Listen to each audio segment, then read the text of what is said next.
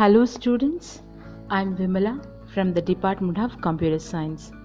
In this session, we are going to study about Chapter 8, Part 3, Recursion. These are all the contents that we are going to discuss on today. Introduction, recursive process, recursive problem solving. Let's begin our discussion. So, the very first one that we are going to discuss on today is recursion. Recursion is a powerful problem solving tool, and using the recursive algorithm, certain problems can be solved quite easily.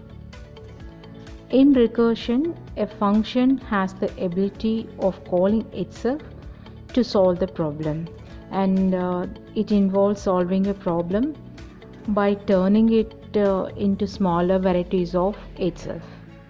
So it is an algorithm design technique, and this is closely related to induction. So let me tell you what is meant by induction. And it is a tool for reasoning about developing and analyzing algorithms, and it is similar to iterations. We have already seen so many things about iteration, which means looping, but recursion is more powerful than this looping. Okay, and using this recursion, as I told you earlier, we can solve a problem with a given input by solving the instance of the problem with a part of the input, and this is the corresponding block diagram of recursion. And how does it work?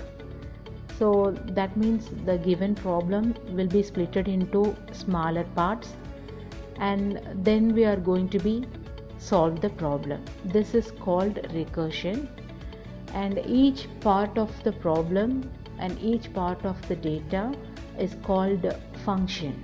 Okay, so here the meaning of recursion is the function which called by itself, that is called recursion.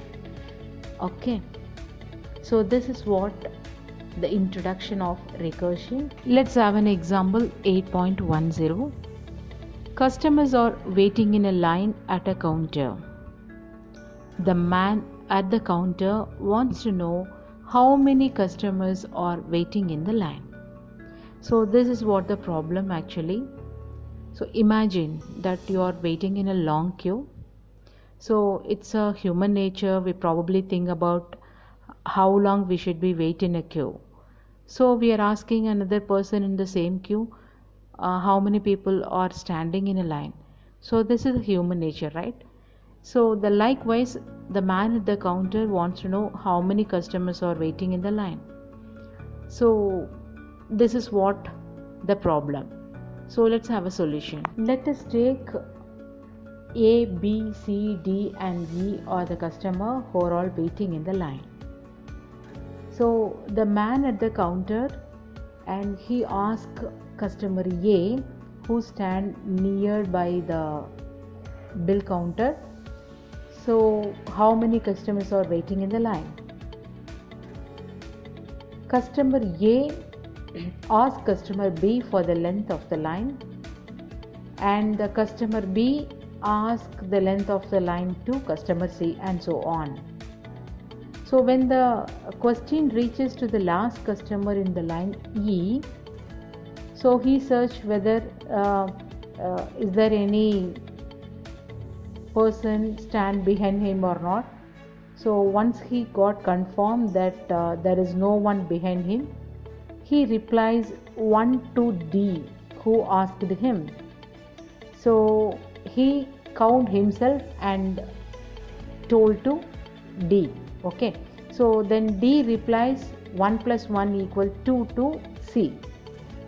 So then C replies 1 plus 2 equal 3 to B, and the B replies 1 plus 3 equal false.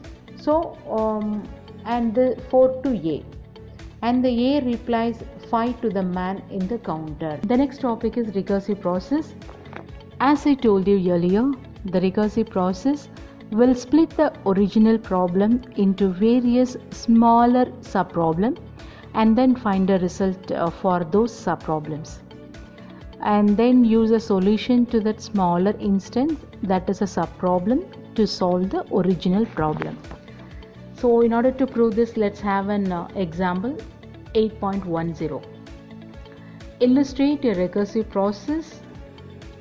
Let us represent the sequence of 5 customers A, B, C, D and E, and the problem is to calculate the length of the sequence.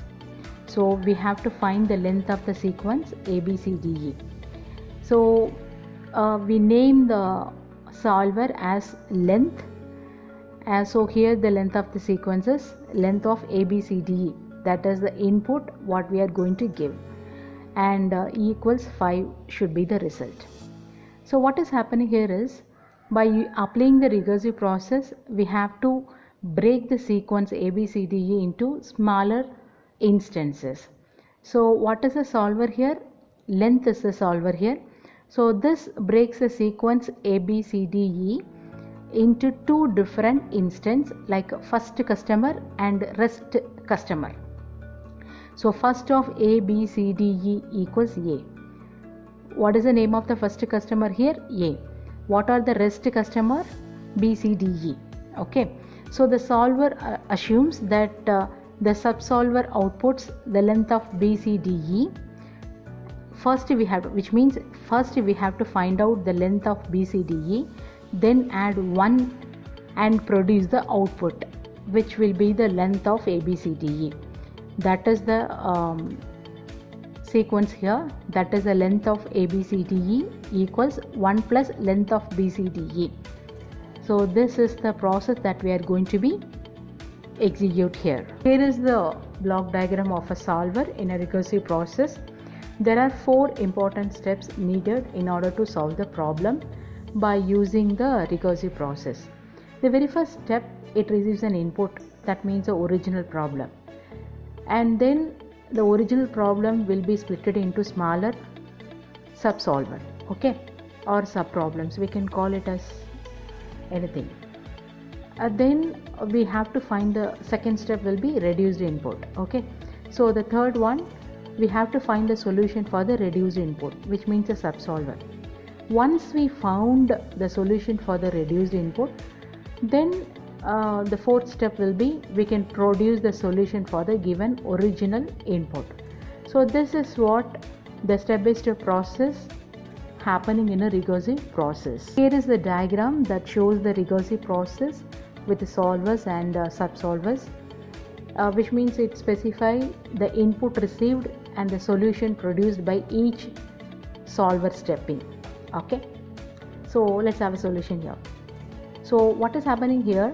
Each solver, first we start up with A, B, C, D, E. There are 5 sequences. We have to find the length of it, right? So first start with the A, B, C, D, E. Each solver reduces the size of the input by 1 and then passes it on to another subsolver.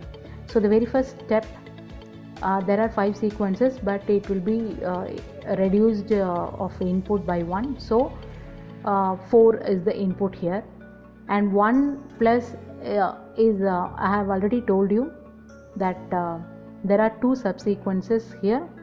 One is the first customer and the second one is the rest of the customer. So the solver assumes that the subsolver output the length of BCDE first and then adds 1 and output the length of ABCDE. So we have to specify 1 plus here, so 1 plus 4. And then again the second step, the input size will be reduced by 1 and passes it on to your next subsolver. So this will be go on until the input received by a solver is small enough to output the solution directly. So which means when it comes to the least value, then it is fine enough to find out the solution.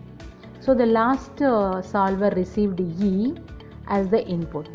So since the E value is 1, so it is small enough, the solver output the length of E as 1 immediately, and the recursions will be stop over here. And here is the step-by-step process of recursive in order to find the length of ABCDE.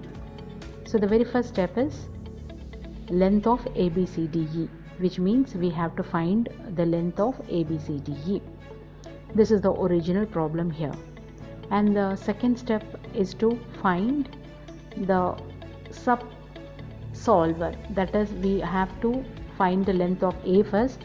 So length of A is 1 and plus length of rest of the data. And the third step will be we have to find the length of B now.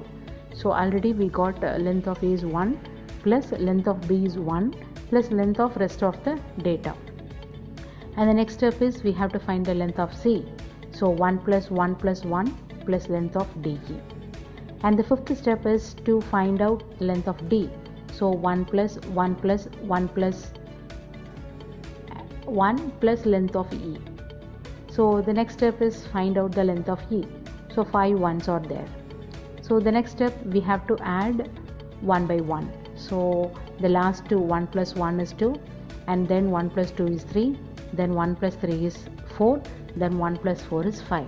So at last we found the length of ABCD is 5.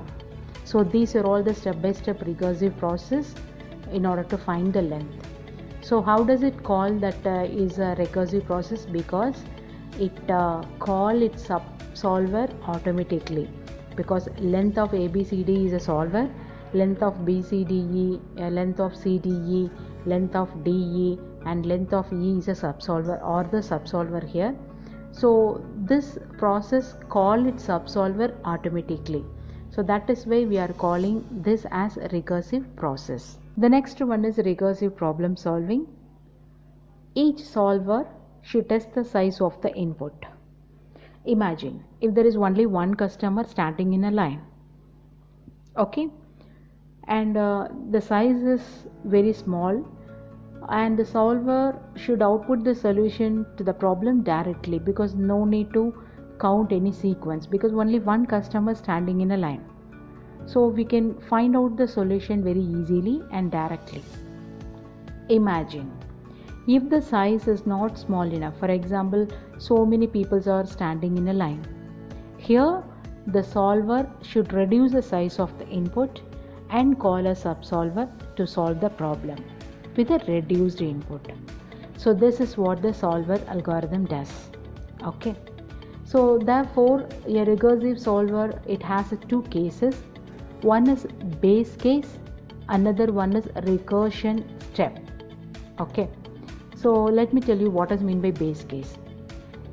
Base case means the problem size is small enough to be solved directly, which means there is only one customer standing in a line.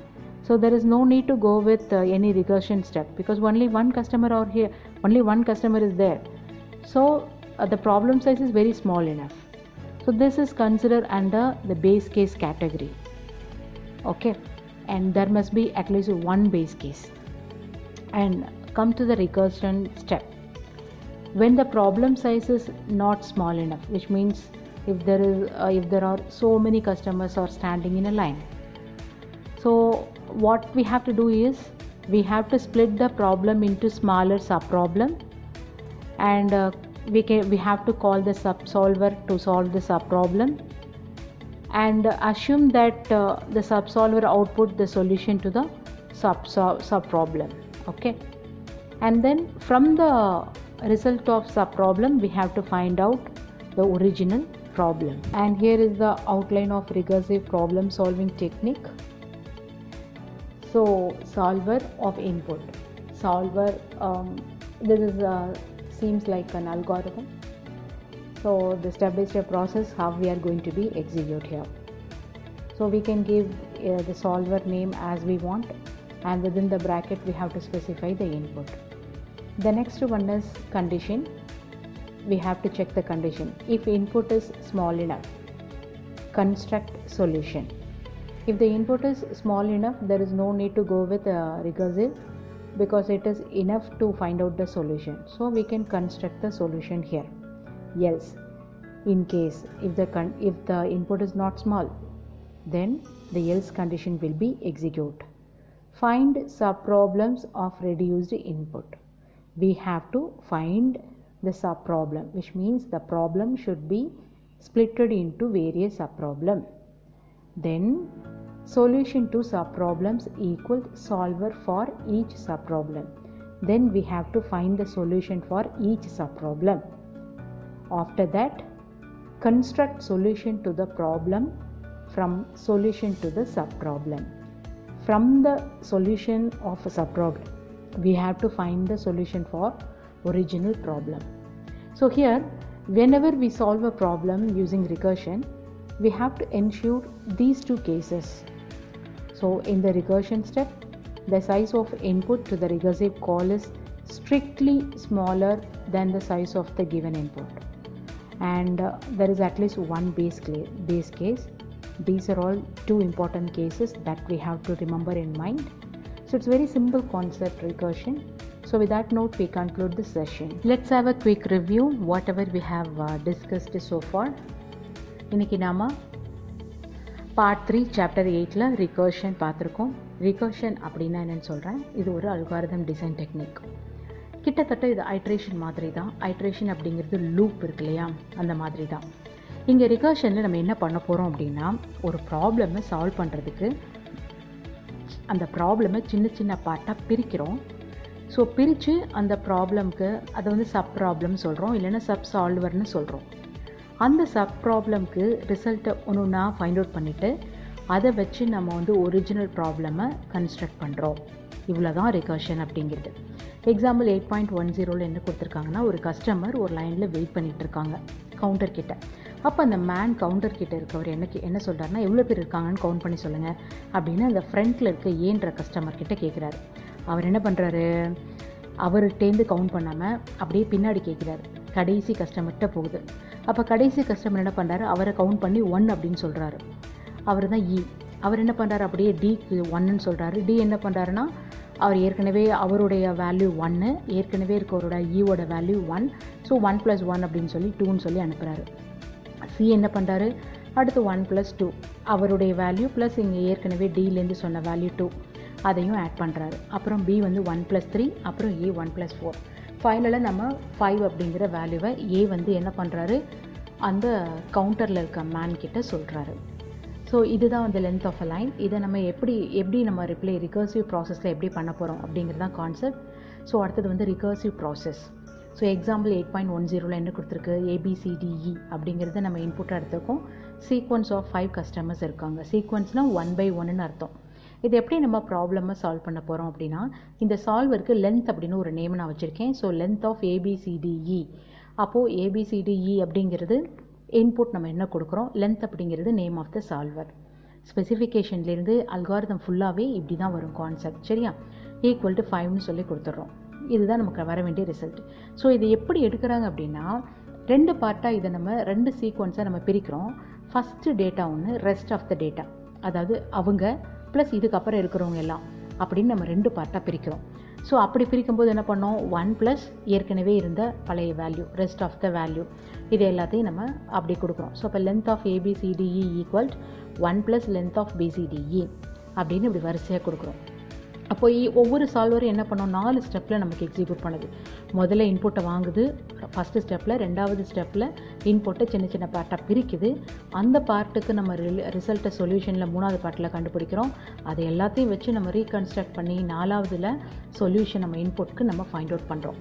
ஓகேவா. So அடுத்தது வந்து பார்த்தீங்க அப்படின்னா, இந்த figure 8.6ல் recursive process with solver and sub solver கொடுத்துருக்கு.